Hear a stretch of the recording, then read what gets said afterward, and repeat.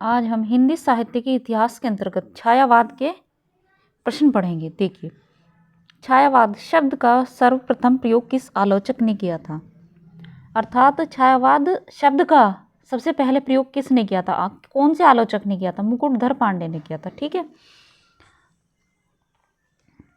छायावाद शब्द का प्रयोग सबसे पहले किया था मुकुटधर पांडे ने। छायावादी युग का प्रवर्तक किसे कहा जाता है? मतलब जिनसे ज़्यादा फेमस हुआ है छायावाद, तो जयशंकर प्रसाद को कहा जाता है। छायावाद की पहली रचना मानी जाती है, कौन सी मानी जाती है? झरना। यह भी जयशंकर प्रसाद की है, झरना। आधुनिक काल की किस काव्य धारा में रहस्यवाद की भावना पाई जाती है? किसमें? छायावाद में रहस्यवाद की भावना पाई जाती है। ये प्रसिद्ध कवि हैं छायावाद के।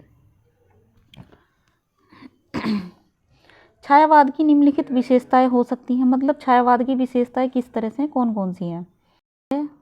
2 और 3। विशेषण विपर्य, स्वच्छंद भावावेश, मूर्ति विधान, ये छायावाद की विशेषताएं हैं। इसके प्रमुख कवि कौन है? जयशंकर प्रसाद हैं। चित्रात्मक भाषा एवं लाक्षणिक पदावली किस युग की कविता की विशेषताएं हैं? मतलब ये कौन से युग की कविता की विशेषताएं हैं? चित्रात्मक भाषा एवं लाक्षणिक पदावली छायावाद की है।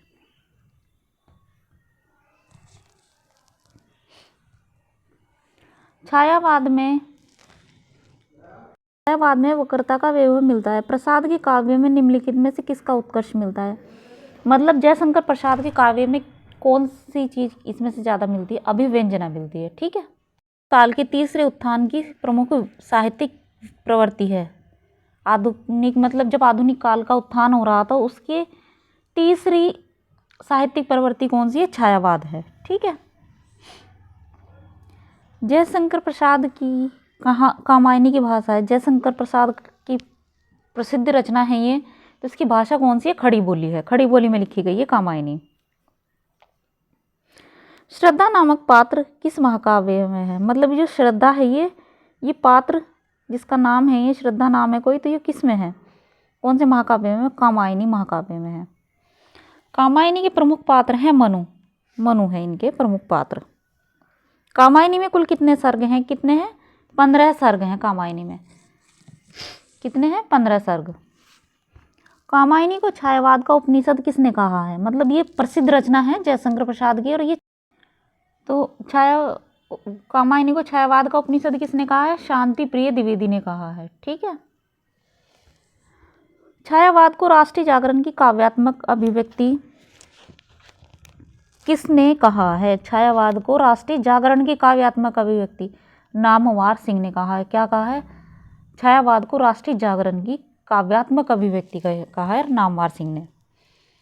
कामायनी में श्रद्धा किसका प्रतीक है? ये प्रमुख पात्र है कामायनी का, तो ये प्रतीक किसका है? हृदय का प्रतीक है। हृदय का प्रतीक है। ठीक है, कामायनी की श्रद्धा का प्रतीक है हृदय। ये देखिए, दिल्ली केंद्रीय विद्यालय पीजीटी परीक्षा 2015 में आया था प्रश्न फिर से। जयशंकर प्रसाद की किस कृति को पहले ब्रजभाषा में तथा बाद में खड़ी बोली में रूपांतरित कर दिया गया? मतलब ये पहले ब्रजभाषा में थी, तो बाद में इसको खड़ी बोली में इसको लिखा गया।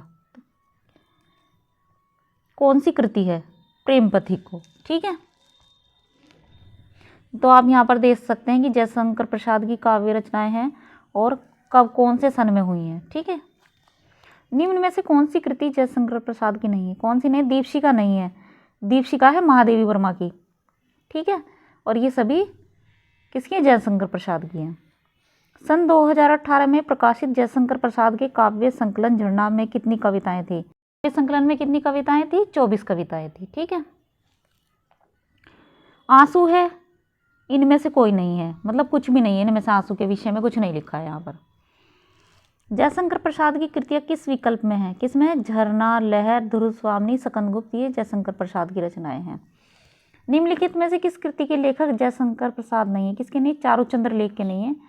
कानन कुसुम, ध्रुव स्वामिनी, तितली के, ये इन सभी के लेखक जयशंकर प्रसाद है। ठीक है।